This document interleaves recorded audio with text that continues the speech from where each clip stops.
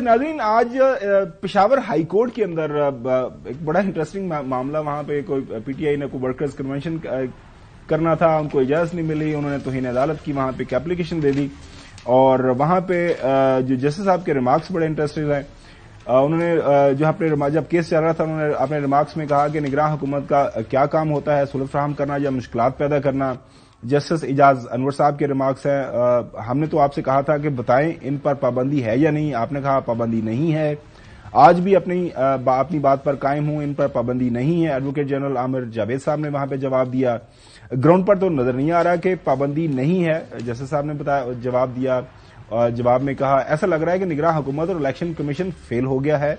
Justice साहब के remarks, इंतजामिया भी किसी के हाथों में खेल रही है। जस्टिस साहब के रिमार्क्स हैं, पेशावर में वर्कर्स कन्वेंशन की दरखास्त दी तो दफा 144 लगा दी गई। नाज़रीन, ये सारा इंटरेस्टिंग वहां पे मामला ज़ेरे बहस आया। हमारे रिपोर्टर आबिद अली साहब जो है लाहौर से पेशावर से, उस्मान अली साहब जिन्होंने ये सारे केस को देखा, कवर किया, उनके पास चलते हैं, उनसे जानते हैं कि ये मामला असल में था क्या और हुआ क्या और जस्टिस साहब ने किसको ज्यादा जो है तनकीद का निशाना बनाया, सवालात पूछे। जी उस्मान, आपको मेरी आवाज आ रही है?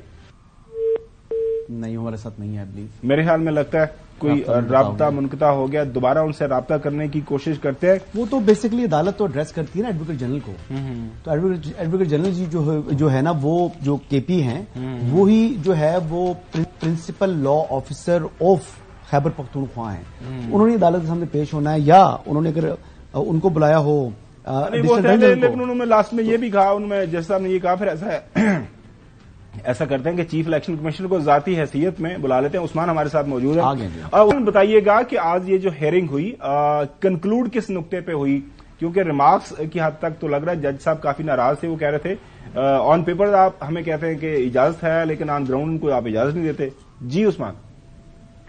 जी आज जब समाज तो उस वक्त अदालत ने जो है एडवोकेट जनरल को तलब किया खुद, और इस वजह से कि जब पहले केस था पीटीआई का तो उसमें एडवोकेट जनरल ने अदालत को ये बताया था कि पीटीआई पर जो है कोई पाबंदी नहीं है, और आज भी जस्टिस एजाज अनवर ने एडवोकेट जनरल को यही कहा कि अब पीटीआई पर कोई पाबंदी नहीं है, तो फिर जो है इस तरह क्यों हो रहा है ये सब चीजें। एडवोकेट जनरल ने फिर अदालत को ये बताया कि उनको इस वजह से इजाजत नहीं दी गई थी कि सीरियस थ्रेट्स है, और अब पीटीआई वाले हैं वो ये कह रहे थे कि पेशावर में भी उनको इजाजत नहीं दी जा रही और दफा 144 जो है वो अब नाफिज किया गया है। तो जो एजाज अनवर साहब थे उन्होंने फिर एडवोकेट जनरल से ये कहा कि हमें तो ऐसा लग रहा है कि निगरान हुकूमत और जो इलेक्शन कमीशन है वो फेल हो गया है, क्योंकि जो जल्द से हो रहे बाकी पार्टियां जो है वो तो जल्द से कर रही है, लेकिन एक पार्टी है जिसको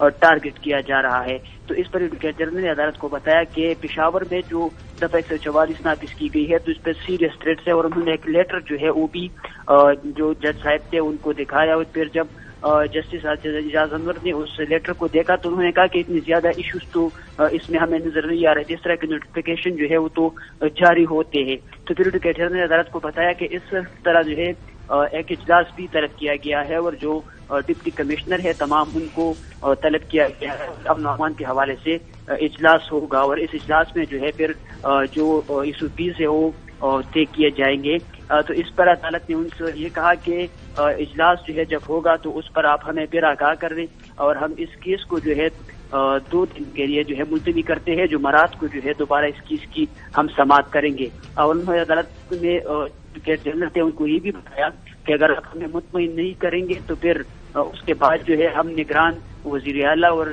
चीफ इलेक्शन कमिश्नर को जो है वो तलब करेंगे और उनसे खुद पूछेंगे कि ऐसा क्यों हो रहा है।